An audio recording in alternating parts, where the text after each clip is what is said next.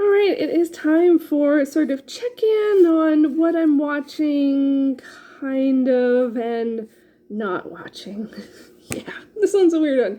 Hey everyone, it is Shannon, and I'm super excited to be here and to share with you this video. This is going to be a video about the TV shows I started but didn't finish. It's all sort of accidental. So these are the accidental DNFs, or the ones that got away. And so I hope this is interesting. I know it's a bit of a different kind of thing to talk about, but I've been really enjoying doing TV and film videos, and there isn't another TV video that I can do quite just yet in terms of the ideas that I have, because the fall season hasn't started yet, and I do have some ideas for that. So fingers crossed that that works out, and I have some more ideas. So many ideas. But I do have a bunch of shows that I started but was not able to finish due to usually unforeseen circumstances, or just scheduling conflicts, or just not making it in time. So these are all the ones that got away.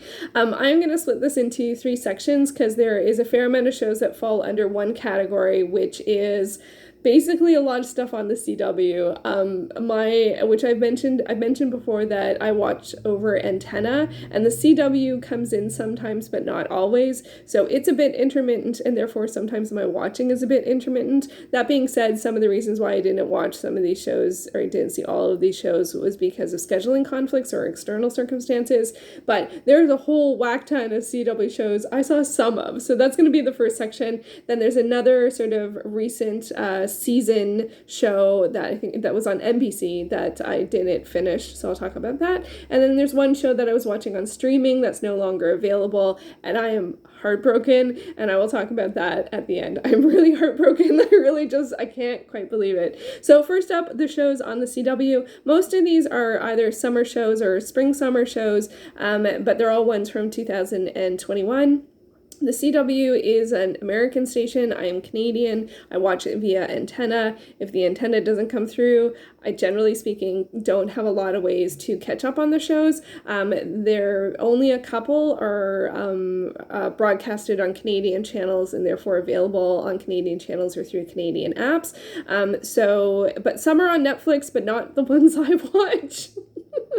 Some of them are like weekly episodes on Netflix, like The Flash and stuff like that. I think Supergirl as well, but I don't watch those ones. And then and some are available for purchase, and some are not available for purchase. So it is a mixed bag, and I know that going in. I know at this point I am taking my chances when I watch a CW show, but it is the station where, generally speaking, has the most shows that I'm interested in. So let's see what I tried and saw some of on the CW in 2021. First up, we have Kung Fu.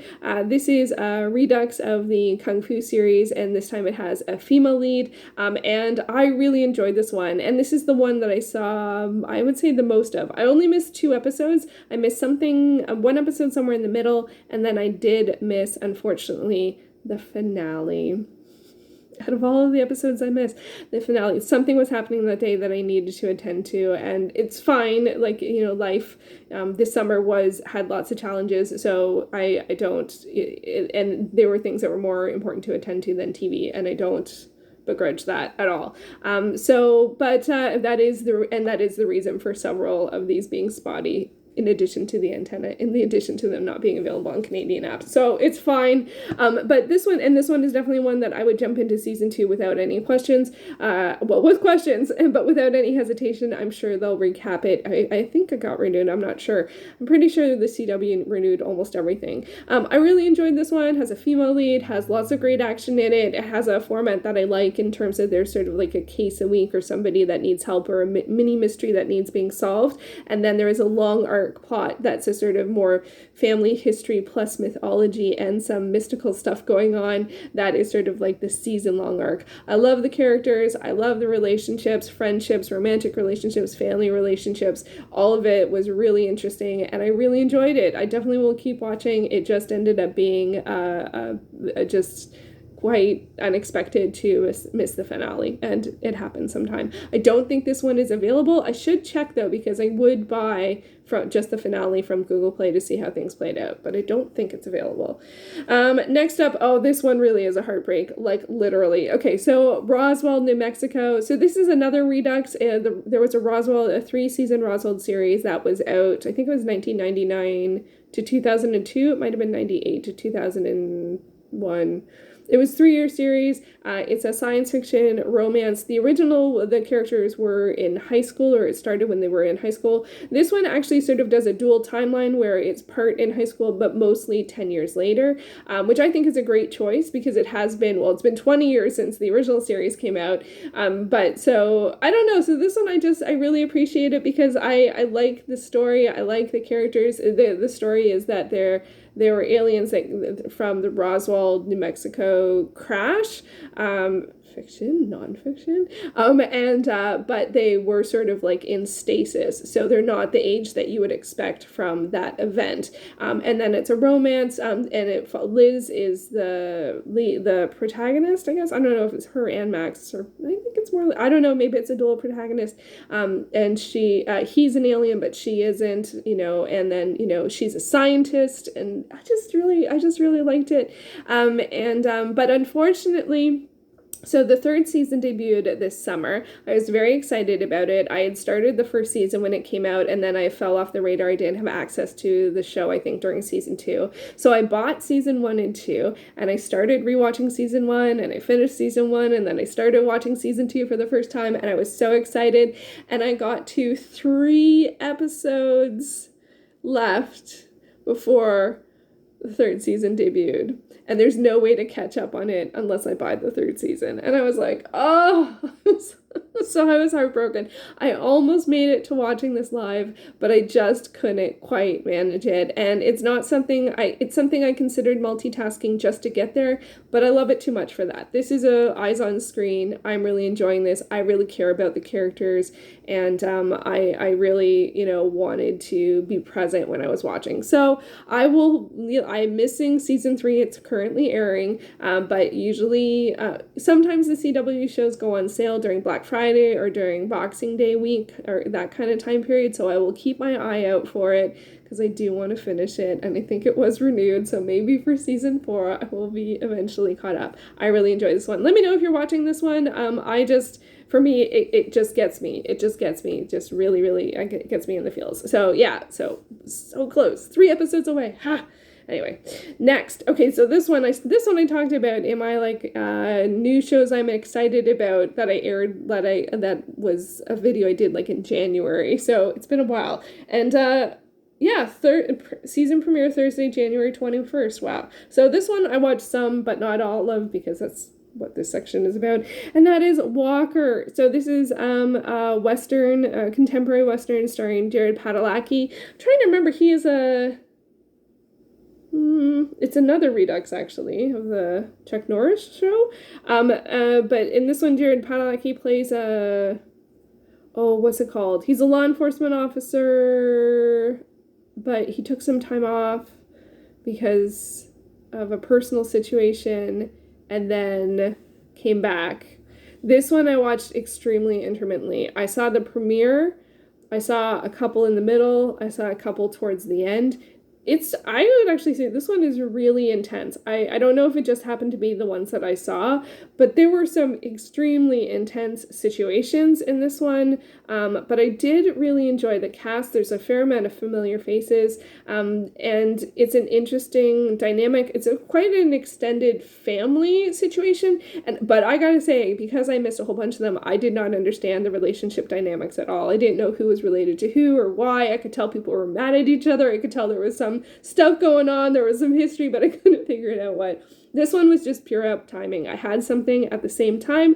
They were both live. They were both things I wanted to attend to live, and they were both intermittent. So sometimes if the other thing was on, I went to that. If it wasn't, I watched Walker. Sometimes the antenna came in, sometimes it didn't. So it was just a mixed bag. There's another show that I would jump into. I don't know if it's available on Google Play, but I guess I'll keep my eye on it to see if it goes on sale as well, because it's not on any streaming service, and I don't know if it got picked up on Canadian channels. I know Kung Fu did, yeah, so yeah, and I like Jared Padalecki. After, was it 20 seasons of Supernatural, 15 seasons of Supernatural? I can't even remember. I was like more than happy to watch another show that he was in, and it's an interesting setting. It is pretty Americana, so that's not my thing, but they don't touch on that too much from what I remember. So, so I would jump into season 2 and continue to watch it intermittently. Another one this might be the weirdest scenario. So, In the Dark is another CW show, obviously. This is one where I watched the first season, I missed the second season, and I jumped into the third season, and after a couple of episodes, I called it quits because I just didn't understand what was going on. Something really big happened in the second season, and I couldn't keep up. Also, the tension level was just so intense. I was uncomfortable watching it. This one follows a woman who is blind, and she and her friends. In the first season, there is a sort of long arc mystery that she has a friend that she wants to find out what happened to them, and she's very determined to do so, and I really appreciated that, and I can't remember what the resolve of the first season was, but whatever happened in the second season was big, and I was lost. So this one I actually intentionally decided, okay, it's too tense, and I don't understand what's going on. So I let this one go more intentionally. A new show that I tried was The Republic of Sarah. This one was really interesting. It was an interesting setup. It's set in a small town that's sort of like Canadian, US, it's American, but it's near Canada, and there's a big company comes in that wants some of the resources in the town, and they take a bit of a unique approach to combating that, or to trying to control that. This one I felt like it had a few missed opportunities on socio-political commentary, and is a bit more case a week style in terms of problem to solve. I do still like the optimism of it, but it does like that you can take on big challenges, but it is also pretty, sometimes I found it pretty heartbreaking as well. But it was a good show. And I think what happened with this one is it aired after All American, and then when All American finale'd, I stopped being as committed to watching it, because I wasn't already watching TV, which is horrible. This one I think is broadcasted on City TV, maybe? I think it is. I think this one is on City TV. So it was good. I just felt like there were some missed opportunities, especially considering what they were talking about. So it was, it was close, but it was mostly more of a drama, but it's really steeped in some big issues. So it was a little like, oh, what are we talking about here? So anyway, interesting, engaging, good acting. I like the characters. I like the relationships. It was definitely complicated, and that's not a bad thing. So this one just sort of fell off the radar. I would watch season 2. Okay, and this one was just a mess. Oh my God. So Superman and Lois, I watched like 4 episodes from the middle of the season. I don't know why. Or 3. I saw 3 in the middle of the first season, and that's it. And out of the Arrowverse type show, I actually don't even know if this is Arrowverse. It could be, because it's DC. I only watched Arrow, and I don't like how there's all of the crossover events. But with this one, my challenge with this one was not really so much to do with the show, but unfortunately, I don't usually say this, and I don't usually have this held, but for me, I had a hard time resolving and re-seeing the actors. So the lead actors, I can't pronounce his last name, Tyler, who played Derek on Teen Wolf, and then I can't remember her name. She was on Grimm. And does anything have their names? Well, this is a good one. This is a good picture of the two of them. Tyler Hoechlin and Bitsy Tulloch. So I watched both Teen Wolf and most of Grimm. I actually didn't watch all of Grimm. So I can't resolve them very much as new characters. And that does not happen to me, but it really does. Like, I just really see them as their previous characters, especially because their ages feel different, and not saying, and they play a married couple in the show, not saying people can't be married of different ages as long as they're of age. But I just had a hard time resolving that. So, and it was a very complicated world, and I missed so much of it. So it was just a bit of a mess. That being said, somewhere in the middle, I did see a really wonderful episode that was about the backstory of how they sort of met each other, and that was a delight. Even just seeing that felt like it was worth it. But this one has lots going on, and when it went into sort of like the realm of the supernatural or science fiction, I found it a little hard to grasp. And also it was just felt like technobabble, you know, problem solution, which I find that's how I read stuff I respond to stuff when it's something I haven't been familiar with since the beginning, and it's not really fair on the show. So this one is all me. I wasn't able to reconcile enough things, and also I didn't start at the beginning. If this ended up on Netflix or something, I would totally watch it. I like the characters, I like the actors, I just can't put them all together. So that's a little embarrassing. I probably shouldn't have even included that one. So that's all of the CW shows that I had challenges with. Oh my god, so many of them. And then the one show that was on NBC, sometimes I feel like I just shouldn't watch CW because honestly I feel like I end up being disappointed, but they have so many of the shows that I've watched, and so many of the shows that I've watched for years and years and years, like Arrow and Supernatural, and I started second season of Nancy Drew, and then the antenna wasn't strong enough, but the first season is on Prime here in Canada, so I'm gonna go back and watch that.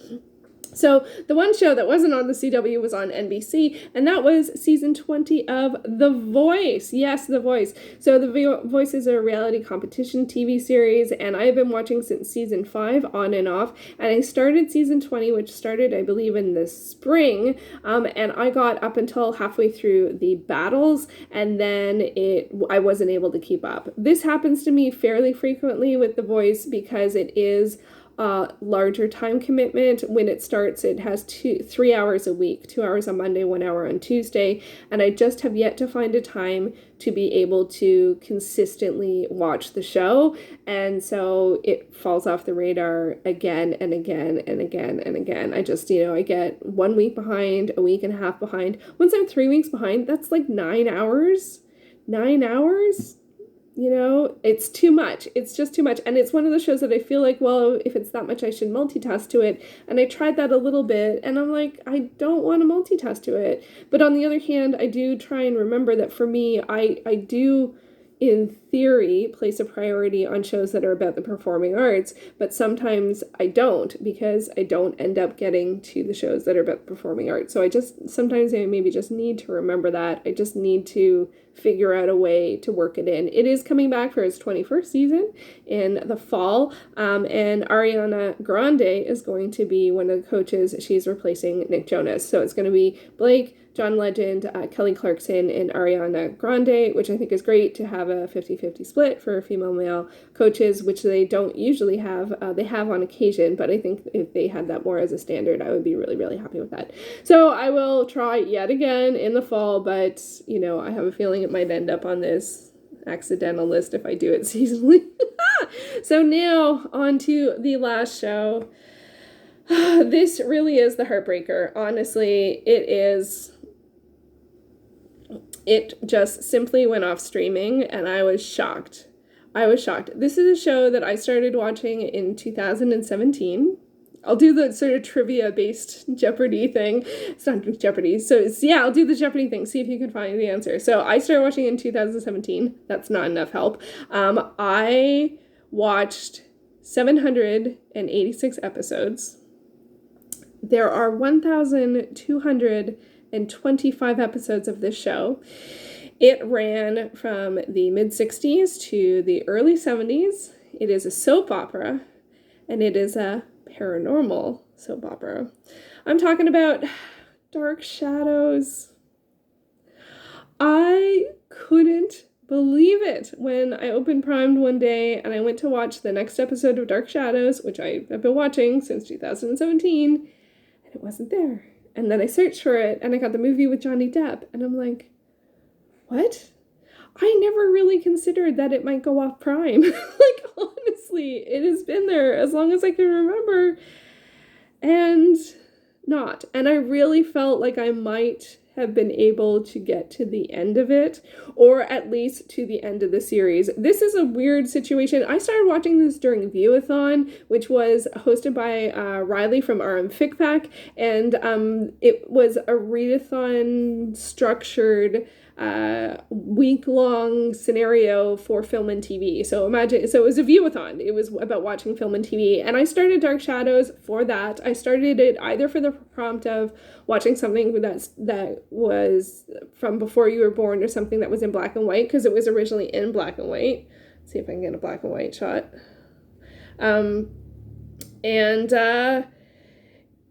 And I've been watching it ever since. Like, I can't quite resolve the fact. I'm still like, here's the picture that's from the black and white. And so, like, is it paranormal soap opera? I would watch this as a multitasking show, and I have not found a replacement for this.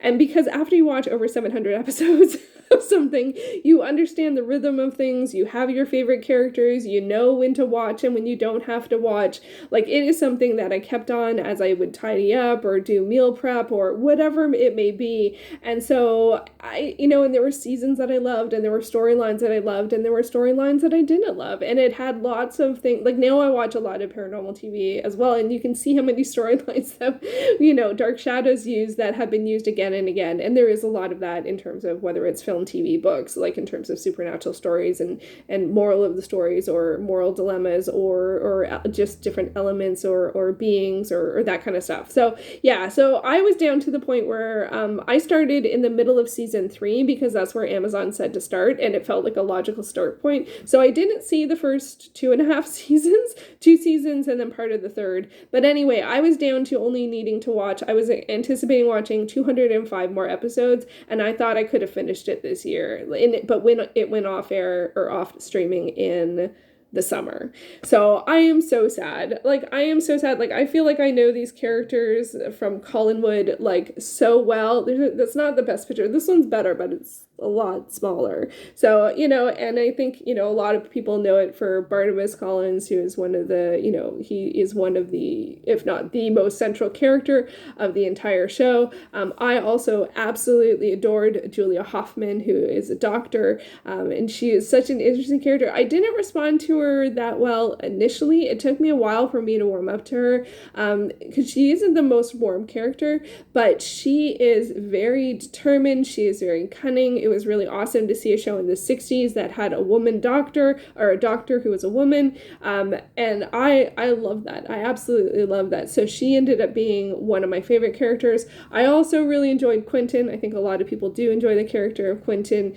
but he takes a fair while before he ends up being a character on the series. And then there's some other characters like Angelique, who is a character that you sort of love to hate, and sometimes I love her and sometimes I hate her, which is kind of the device, but I don't love the fact that her character really is the woman you are supposed to hate, like as an archetype. I don't like that as an archetype, and she definitely is that. But I do, I think she's a really interesting and engaging character. And who else do I got here? Oh, yeah, and I can't remember this character's name, but yeah, he's not a love to hate. He's a hate to hate. I really didn't like his character at all. Oh my gosh, I can't believe, it says Jerry Lacey. That is the actor, but he is really good. Like, he really is a strong actor, and I can't say that for the whole cast.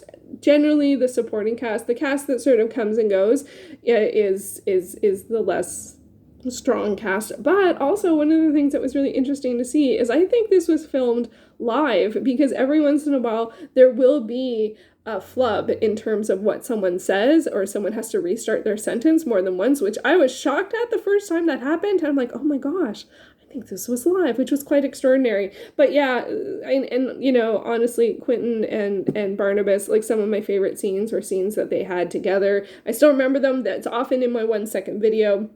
I have actually thought about, there are a couple of DVD collections. I think it might be this one, the Best of Dark Shadows, that has some of the big storylines in like they show like 4 episodes or something like that, or the history, whatever. So I'm trying to decide if I want, and it was like reasonable. It was like, I don't know, $16-20. But it's not like the whole series. The whole series is hundreds of dollars. I'm not interested in that. It is available on Google Play at like $30 a season or something, but I'm not interested enough to finish it off that way, because there are definitely some themes, some storylines that I did not like, and there are some that did not age well, and there was some inappropriate, like, you just, that wouldn't pass, that you would not do that on television now. So there were moments like that that were uncomfortable, and for that I wouldn't want to buy it. But I was just really heartbroken. Like, I was 200 episodes away, so I was like 64% through the series, and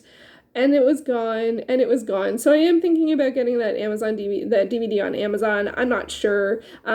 But on the other hand, I've enjoyed hours and hours and hours and hours of entertainment from the show. So I kind of feel like that should be enough. And there were so many storylines, and it was getting to some storylines that I was less fond of, and some of the really big ones I felt like came to a really good point.